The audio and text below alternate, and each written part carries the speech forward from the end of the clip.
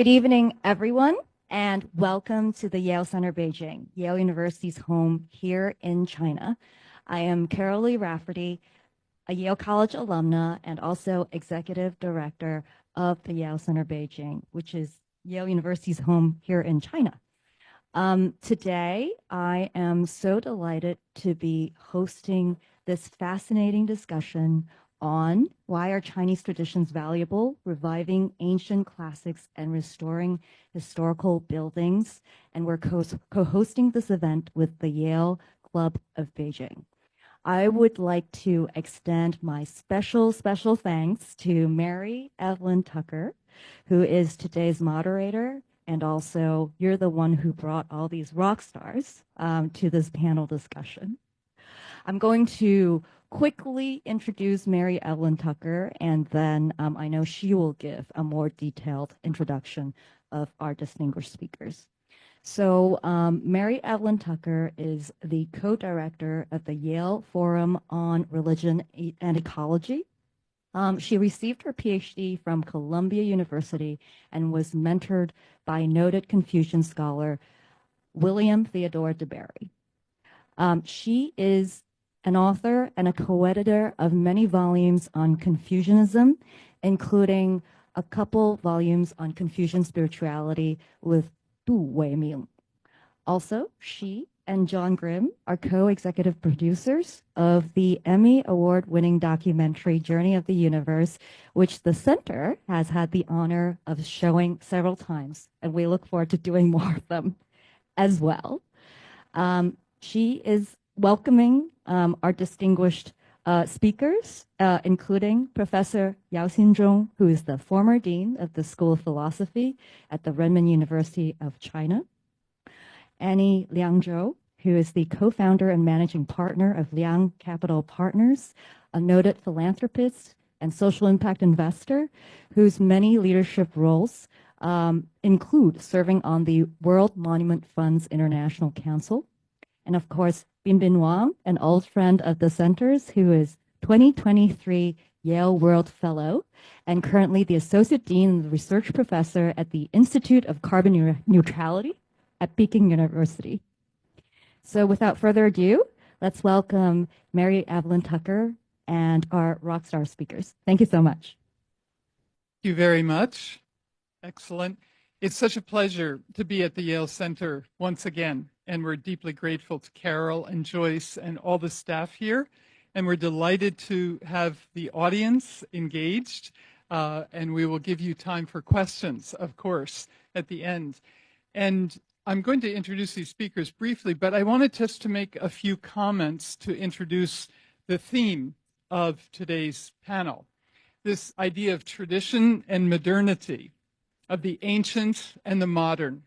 What an important topic for today's world in so many ways.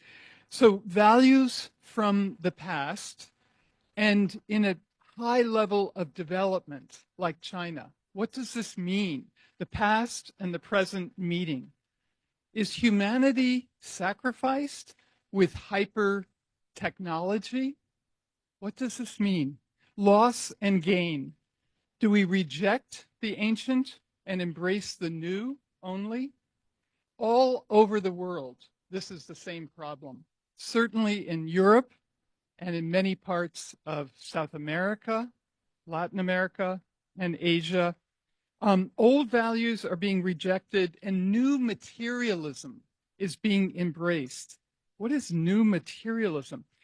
It gives us a loss of spirituality, a loss of meaning, a loss of purpose if we reject the ancient values and only embrace materialism, buying things, consumerism. It creates depression, eco-anxiety, and climate grief. We know this all over the world. So clearly, we can't reject the past. We cannot take away ancient traditions. Instead, we look to the past and we try and retrieve these values, reevaluate them, and reconstruct them for present circumstances. So we retrieve, we reevaluate, and we reconstruct. Everyone can be involved in this. So Confucianism, for example, has patriarchy. It has education that's only memorizing and hierarchy in the past. So how do we recreate Confucianism for modern circumstances, for ecology, for example? So embracing for Confucianism and all traditions, the value of humans, male and female, the value of equality, the value of moral cultivation, a great Confucian asset, and the value of nature. So this reevaluation is absolutely essential, and it has to be done consciously and carefully. We're going to look at World Monuments Fund and a similar kind of tradition, modernity, fusion, combination, coming together, preserving old buildings and signs, considered national cultural heritage. And China can lead and is leading the world on how to do this. Modern techniques and technologies with historical authenticity, research and documents, combining and fusing ancient and modern. And that is what Annie will share with us. And Binbin Wang will be dealing with one of our most pressing problems, climate change. And she has just come back from the COP meeting in Baku. So she's been doing modern polling data, relying on modernity. But she's concerned to preserve ecosystems affected by climate change. So moving from information to action, a new kind of, again, fusion and combination. Each one of these participants have a great thing to offer because they have not given up on our future. Each one has a vision of how we bring together values and action, a sense of possibility and promise, a vision for the future. That is what this distinguished panel represents. I'm going to just briefly ask Professor Yao and then Annie and Binbin to speak. Professor Yao is one of the most distinguished Confucian scholars in China. He has many publications, including with Due Ming, and he's done a history of Confucianism, encyclopedia of Confucianism. He's taught in England at the University of Wales and at King's College in London. His list goes on and on. But let me say, he represents the Confucian tradition, especially run, humaneness, care, and compassion for future generations. Please join me in welcoming Professor Yao.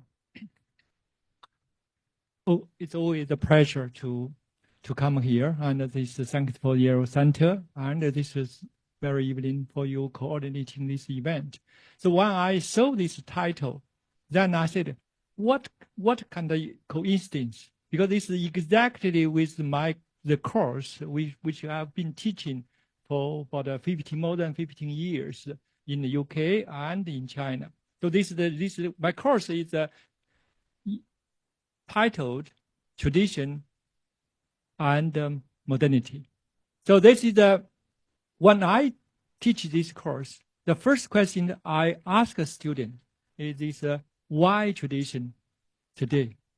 So this is these are, some of these, young students probably don't know about this, much about this tradition, why this meaning of the tradition. So I gradually and lead them into the debate and the discussion about how tradition and functions in the modern world.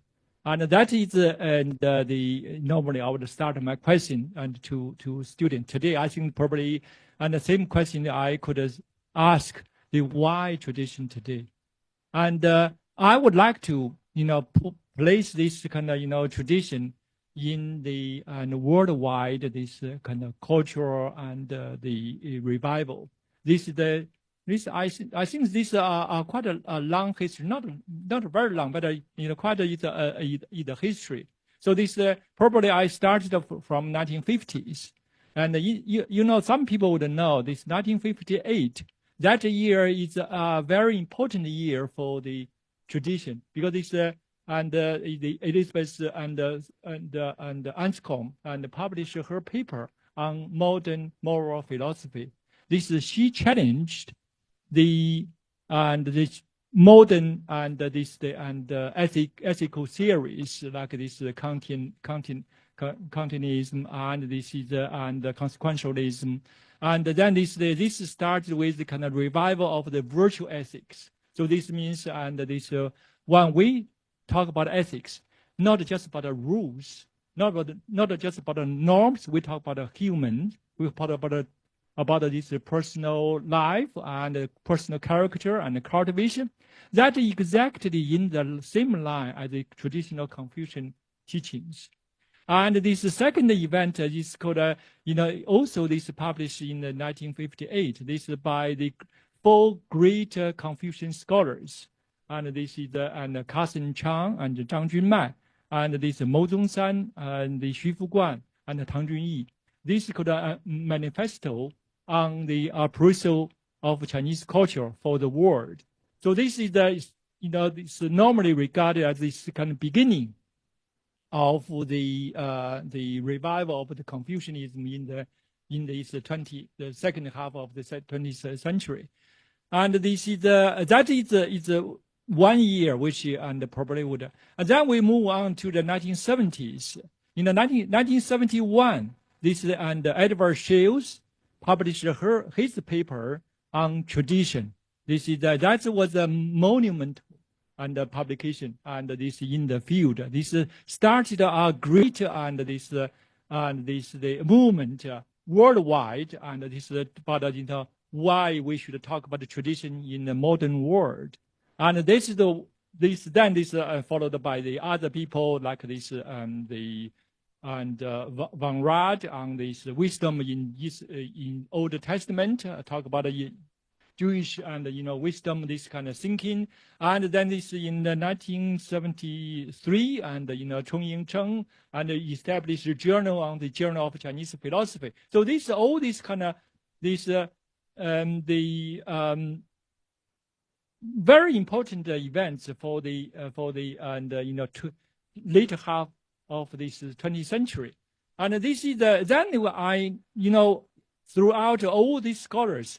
And the people talk about the tradition. Why tradition? What is tradition?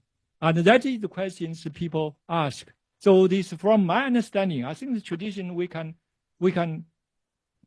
see from the 3 perspectives.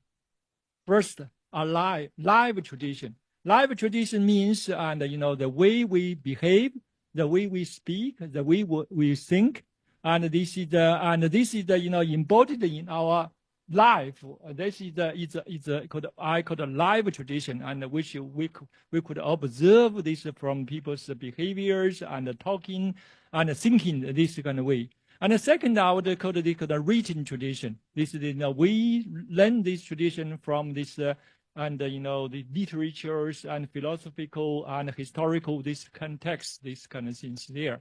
And then this third, I would call fossilized this tradition, which you are going to talk about this. This is this like a monument and the buildings and this even they are dead, so-called dead. But when we come close to them, we find life there. So this is still very important to us.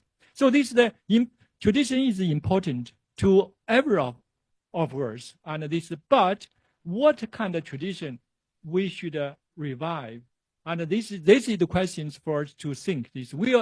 Tradition is not equal to the past. So we revive tradition is not just revive the past. You try to bring back to the past to the today. That is not possible, and also is not good. So this is then we need to think this which part, what elements of the tradition we should really, and this is and we have to think about why we want to revive a tradition, because the tradition is useful. So this at least we can say this. So useful is give us a sense of being home. So without tradition, we are lost. We will be lost, and it's past these 30 decades, and many people experience these kind of things. And then is the tradition would give us a sense of belonging. We belong to somebody. We belong to this culture or tradition and this history and all these kind of things. And then the tradition and can help modern people to survive. And some people said, tradition and is a way to help people to survive. This is in the pre-industrial societies. But in modern times, do we need to survive? I think probably we do, and because this is in modern life, and we would feel quite a lot of pressures, and both physically and this psychologically. So this is these things survive. And then is next I would talk about tradition would provide a mirror, because we can't see our own face as modern people. But we have a mirror, then we will see ourselves, this inner mirror, then this to see what kind of problem we have and what kind of things and we are going through this. So this last but not least, as I would say, tradition provide a critique of modernity from outside of modernity, because the modern people they are quite good at the critical of things, but they criticize within modernity. So this, if you say you got a problem, then people would say, okay, you got this problem because you are not modernized enough. Then if you want to get rid of this problem, you have to be more modernized. But tradition provides us another perspective, critique this modernity from outside of modernity. So that is the things which and normally I would talk with our students. I hope this kind of a few and brief ideas would bring this our thinking into the and focus on today's topic of why we talk about this tradition and revival tradition culture in China today, and this is and what kind of things we are going to have, and what kind of things we are try to and introduce to the modern people's life. So that is my start point. And thank you. Thank you. Wonderful. I would love to see that in writing. That was brilliant. Really excellent. And this is a wonderful transition to Annie Liang-Zhou. And Annie, if you don't mind, I will introduce, not just for all your wonderful investment and cross-cultural and speaking on climate and mindfulness and many, many topics, and working with young people, China and America. She's done many, many things. And I just want to say the connection between what Professor Yao just said is her ancestor is Liang Qichao. And that means part of the reform movement of early China, Liang Qichao. And she is part of that lineage.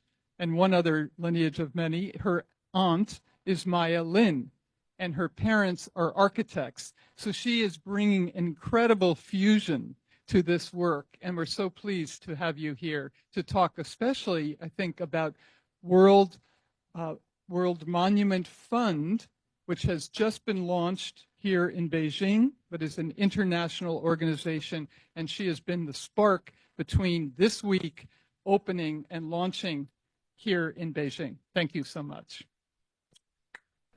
Hello, everyone. Good evening. It is such a pleasure to be here. Thank you to the Yale Center Beijing, to Carol and Mary, Evelyn, and John for inviting me to be part of this distinguished panel. I wanted to just start by sharing my journey with cultural heritage. As Mary Evelyn had just mentioned, my family has strong ties to the preservation of monuments, but personally, I was born in Beijing, but moved to the States when I was young, when I was 7 years old. When I was in Beijing, when I was young, I saw a lot of these historical photographs of Beijing. So for example, here we see a photo from 1933 taken by a woman named Hedda Morrison, who was a German photographer who had traveled all over China.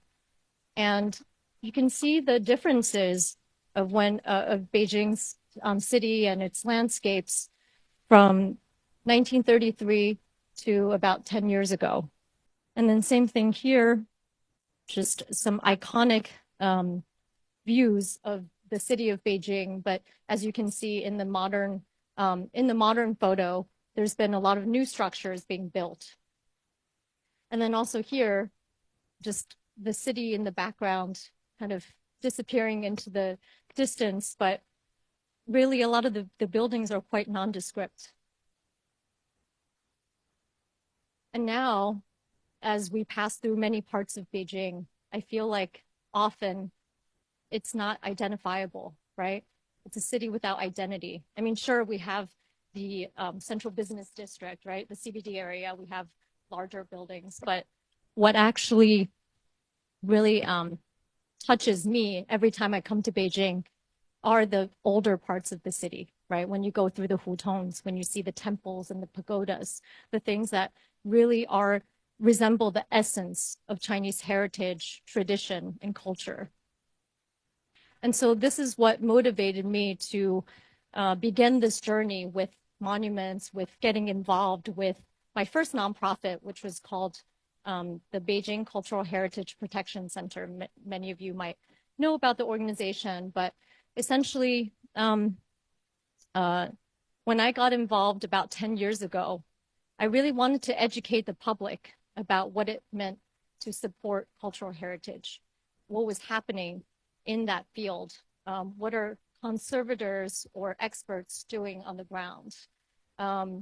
Actually, when I was creating the slide, I meant to actually include several other of the conventions out there because, okay, let me just first start by saying that in the field of heritage preservation, it really began in Europe, at least 150 years ago, right? This concept of conservation and preservation. And then in the 20th century, after the First World War, many of the European nations gathered and said that, you know, we need to establish a convention on the preservation of heritage, whether it's sites or intangible heritage. So we actually began with the Athens Convention in 1933. And then after the Second World War, that also led to the creation of the Venice Charter in 1964, right? So there's been many iterations of different types of conventions on the preservation of monuments as established by organizations like UNESCO. However, in 1972 was when the World Heritage Convention was established, and that was the most comprehensive definition of and inclusive definition of heritage, and including sites that had outstanding universal value, and for us in the heritage community to think about how we can go about preserving heritage sites around the world. But so for myself, about 10 years ago, I got involved with this, the Beijing Cultural Heritage Protection Center, as I mentioned. And our goal was to educate the public about different types of heritage, architecture, different types of sites out there. And so we led several trips. So the one on the far right-hand corner was from Shanxi and Boguangsi. And we visited different sites in Shanxi and analyzed the wooden architecture there, which included many of the pagodas, temples, and it really was a reminder of the work of my great-grandparents when they had traveled to Shanxi in the 1930s to document many of the sites and heritage sites that were largely neglected. And then the following year, we also did a trip to Anhui province to learn about the Hui style architecture. So this is one of the 4 major styles of architecture in China. And it's just so wonderful to see how rich our cultural heritage is through trips. And the following year, we also led a group to Dunhuang, right, to see our grottos there and to see the epitome of, at the height of Chinese culture, these beautiful cave paintings and sculpture and how well preserved they are, right? And so every time I see these structures and the heritage that's in, that is so representative in this country, I'm always so touched, and that's what continues to motivate me to work in this field. And as Mary Evelyn had just mentioned, about 5 years ago, I joined as a member of the World Monuments Fund, which is a 501c3 that is registered in the US. We have been around for almost 60 years. We were registered in 1965.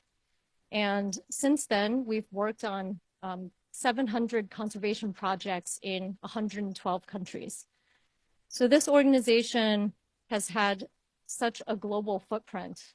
And we've also been working in China for about 20, almost 30 years, working on more than 30 cultural heritage sites.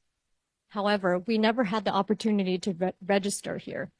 Of course, we all understand the state of nonprofit or civil society organizations here in China. And so, in fact, this past Monday, the reason why I'm here in Beijing right now is because we just received approval from the Beijing Municipal Bureau of Cultural Heritage to be able to register here in China and to participate in more of these conservation projects. And so what really touched me about World Monuments Fund is that similarly to what Mary Evelyn and Professor Yao were talking about, heritage isn't just about buildings, right? I feel like in the modern day, we don't feel a connection to these buildings from the past. But buildings are about people. They're about the craftspeople, the artisans who have worked on them. They're about the people who lived in these buildings, who built them, and also the spirituality behind many of these buildings and sites. I think that's what really touches me about many of the sites that World Monuments Fund has worked on. And so, as you can see in the photo, this is from the Qianlong Gardens inside the Forbidden City, the Palace Museum. So we've been working on this site for 24 years and still working on the conservation of many of its, the many different parts of the structure. It's actually quite a large space. It's at the northeast corner of the Forbidden City.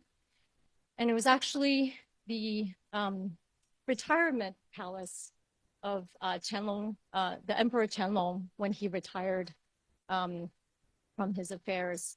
And he built this beautiful garden called the Qianlong Gardens. And then inside it's called Xinzhong. And so it was constructed in 1776 and then used until about 1924 when Puyi left the imperial city. However, it hasn't been open to the public since. And so for the past 24 years, World Monuments Fund, our experts, have been working alongside the experts of the Palace Museum in restoring this beautiful space, which includes not only this beautiful theater that you see here, but many of the wall paintings, the carpets, the wooden architecture, the gardens, the rock gardens.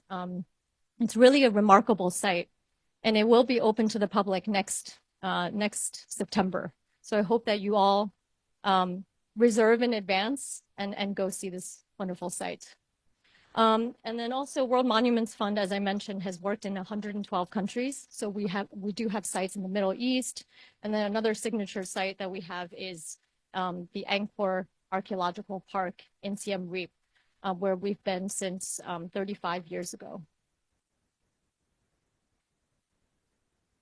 And here are some of the other sites that we have in India, in Turkey, in the US, recognizing the work of indigenous people in the adobe structures, and then also in Easter Island, as well as in Iraq, the cradle of civilization. And so I also wanted to mention some of the trends that are happening in our space, because we can see that, I mean, the discipline of heritage conservation has evolved over time. And we really have to adapt to many of these challenges that we're currently facing. So for example, Binbin is an expert on climate change, and I've been working in this space for some time as well. And for the past 2 years at the UN General Assembly and also at COP, the Conference of Parties, there has been more emphasis on the impact of climate change on heritage, whether it is the built heritage or if it's coastal cities, a lot of people being displaced by climate change, increased natural disasters, and extreme weather events, and also the melting of polar ice caps and how that is impacting sea level rises, right? So that impacts a lot of the coastal communities and put people at risk. And then, of course, with development and human destruction, that's been something that the heritage field has been experiencing, especially in China or in Beijing, right? So a lot of the hutongs that we have here in Beijing have been destroyed because of development, and because, you know, people say that living in the hutongs isn't, I mean, it's not suited to modern living. However, that is part of our heritage, right? That's part of our collective history. So a lot of that has been destroyed over time. Of course, with other human-led disasters like war and conflict, what we're seeing today in Ukraine, in Gaza. So World Monuments Fund hired someone in Ukraine immediately after Russia invaded to document many of the important cultural sites, and to make sure that we have a contingency plan for a post-conflict. And then, of course, also with other natural disasters like earthquakes. Last year, when the earthquake erupted in Turkey and Syria, we had also gone in there to be able to address many of these issues. And then 2 other issues I wanted to talk about as well, which are all related to people, right? So one is underrepresentation. Often we think about monuments like the ones that are large, grandiose, like that of the Palace Museum. But what about important vernacular architecture and kind of smaller structures that are important to a community, or intangible heritage? So these are areas in which the heritage community is really starting to think about and to be more inclusive in our policies in terms of how we include many of these sites to be preserved or protected in our efforts. Yeah, so we have one project also in Dali village in Guizhou province. And we are supporting a women's cooperative there to help women generate more to generate more economic benefits for the women in the village, and to make sure that they're able to stay in the village, preserve their heritage through their weaving and their craftsmanship, and also that contributes to their family unit as well, right? Women being able to stay in the villages, take care of their family, and then have more of a, I guess, to earn more respect within the household as well. I mean, just given some of the issues that are happening in the villages here. And then the other issue is mass tourism, right? So during COVID, we saw that a lot of the sites were impacted by a lack of tourists, right? So some sites, I mean, some of the larger sites, they might not be as impacted by the loss of ticket sales but smaller sites, if they're abandoned, many of them actually rely on ticket sales or tourism to stimulate the local economy and to be able to,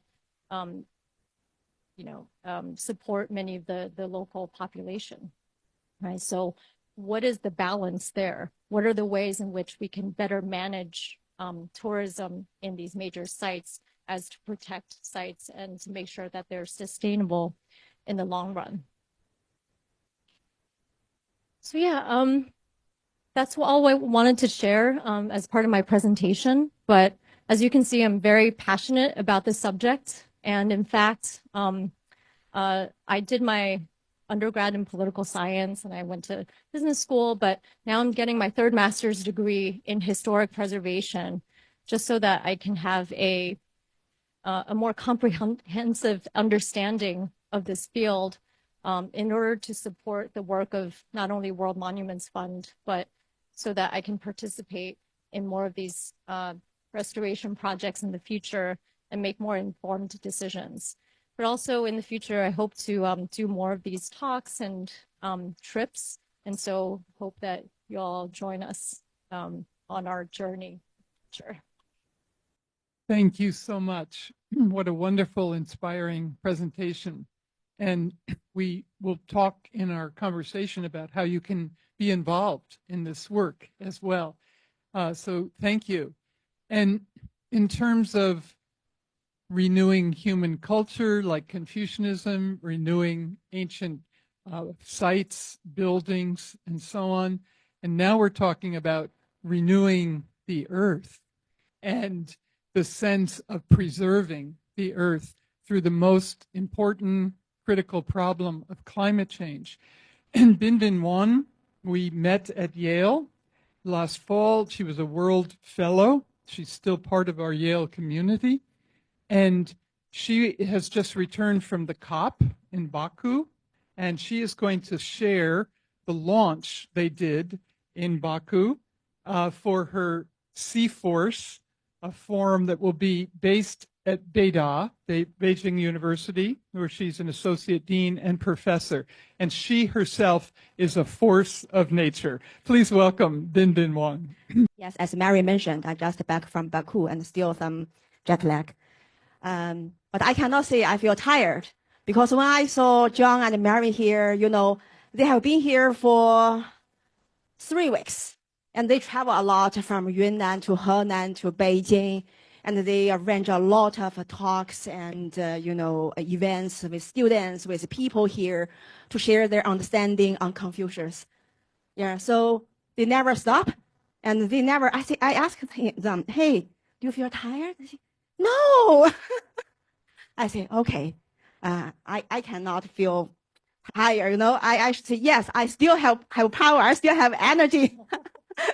And I talked with my husband, hey, I will see Maria and John again. And they just came back from a lot of events. And I cannot understand why they still can keep so many energy. And my husband saw, and then he said, yeah, because they have their own fire. They find their force. They have their calling. I said, yes, that's it. So you see your force already.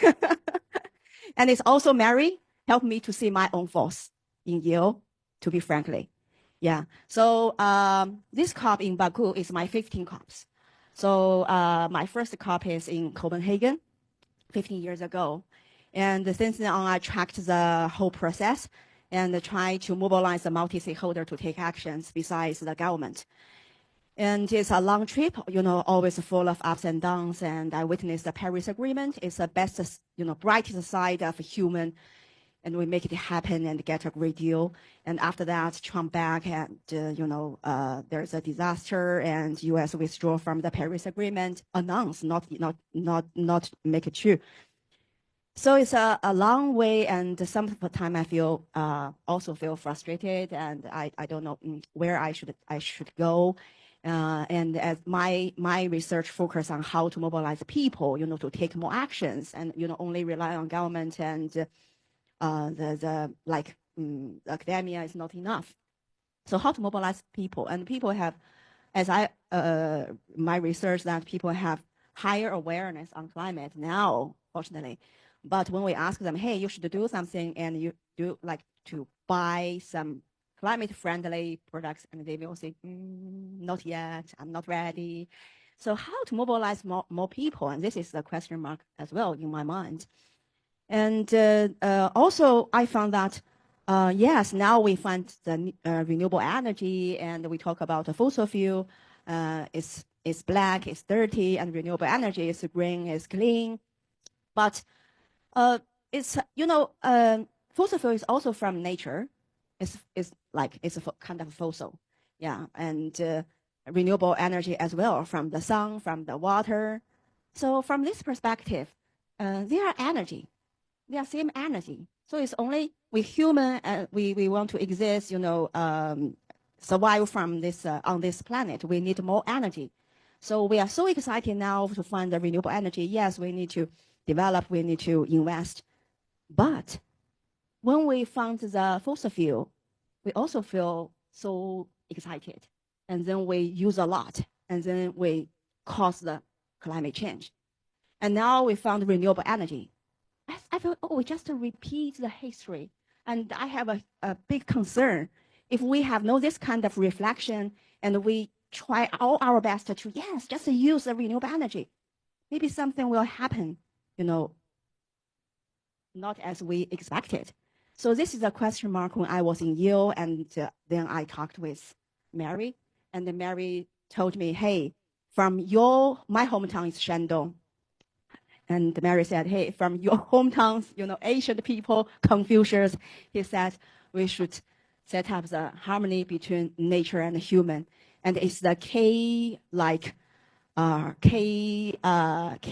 or solution for the current modern challenge.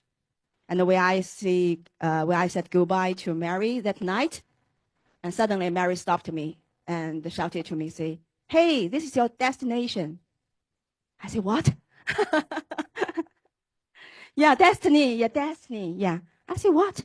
What's that? But suddenly I realized, yes, 15 years ago, it's not my choice to Copenhagen, because my organization need me to go. They just need some people from China to be there. So I was kicked to Copenhagen. But there I found, climate change is so important. It's a huge topic. So I just insist on. And then now it's my choice. Yeah, I choose to stay in this course, in this mission. So Mary, I should say thank you to you. And you really helped me to find my force. So thank you so much. And this is also why I launch this C4 lab in Baku. I can go very quickly. So when we talk about climate change, now we have a goal around the world, is carbon neutrality, right? And the carbon neutrality goal is a new goal for all the countries, for all the national leaders. No one has the existing pathway at hand. So from the current point to the 2050 future, we can see we have a lot of challenges. And, the geopolitical crisis and the less political ambition, especially from the U.S., the new president, and also less this kind of financial support, and which is the hot topic in COP29 this time in Baku, and also less public actions. But it's not a kind of a complaint to the public, because all the actions we have now are old, are boring. We just ask people to save energy, like lower the air conditioner, turn off the light, right? And save water, save this, save that, and take the green transportation. Yes, we all know that. Anything new.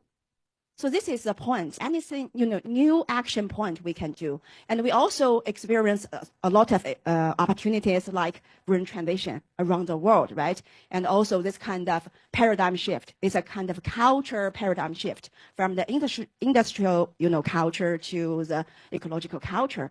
I'm sure Mary can tell us a lot about it. And also opportunity that now there is a global cooperation around the world, and all countries, multi-stakeholders, we realize, yes, climate change is real and it's a human cost, and we should do something together.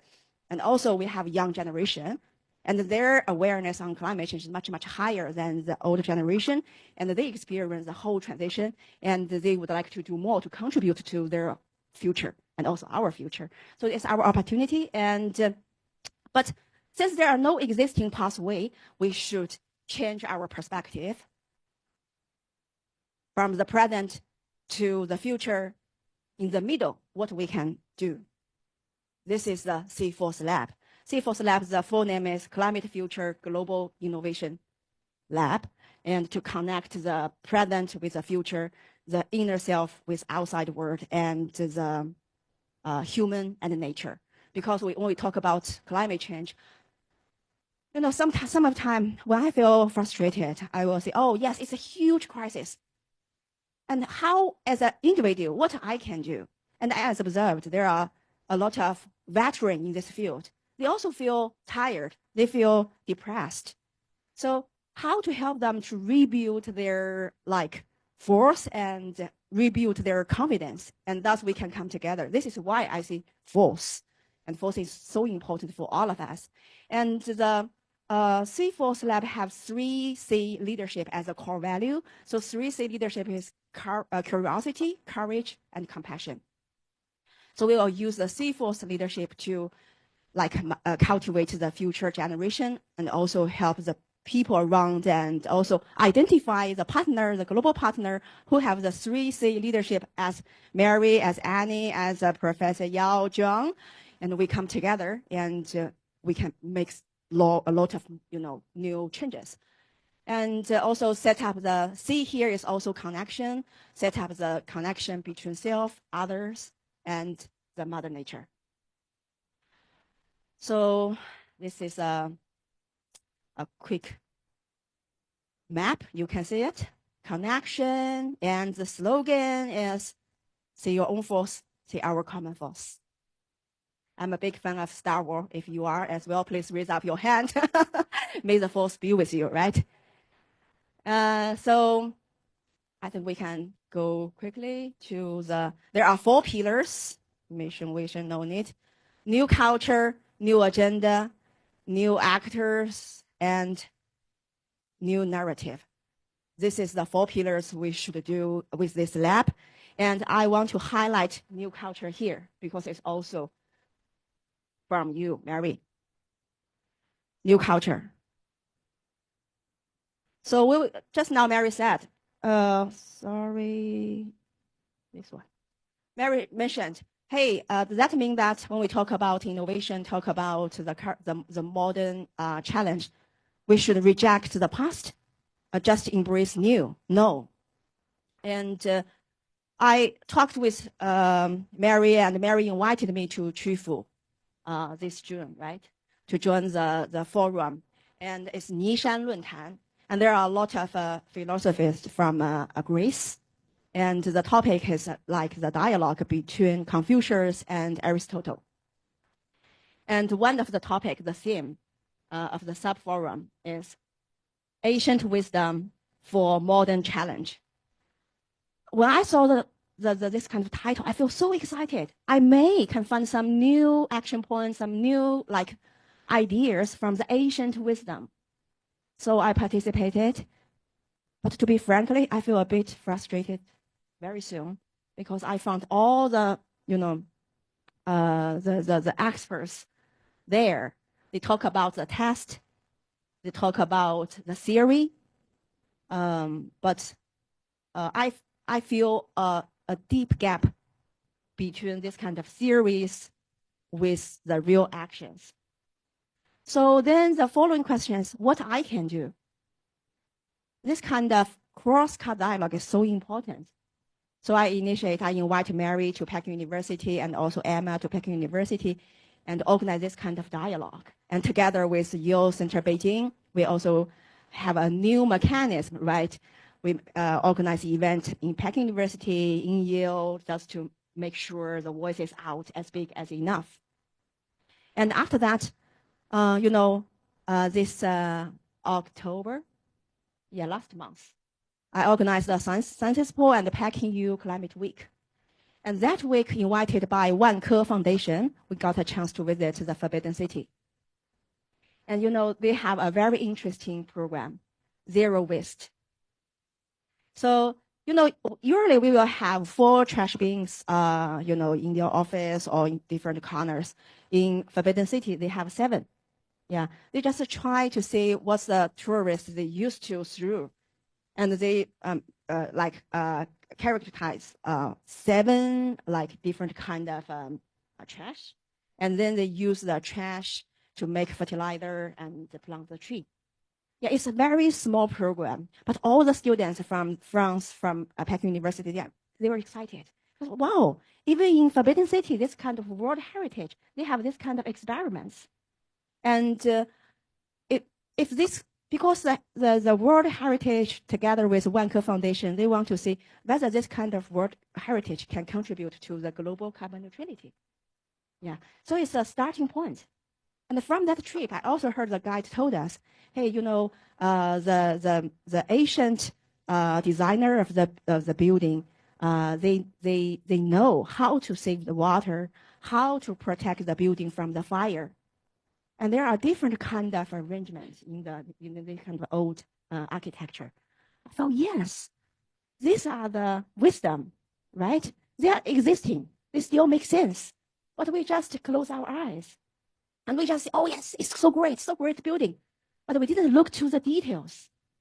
Yeah, so it also inspired me. Wow, there are a lot of like existing ancient wisdom. And if we can collect them and show them again to the people, they can inspire the current policymakers and multi-stakeholders, and also set up the bridge between the philosophies and the climate community. Yeah, we can work together. So here, you know, on the way to today's event, I have a quick idea. Why not we co-initiate a new initiative? And the name can be Ancient Wisdom for Modern Challenge.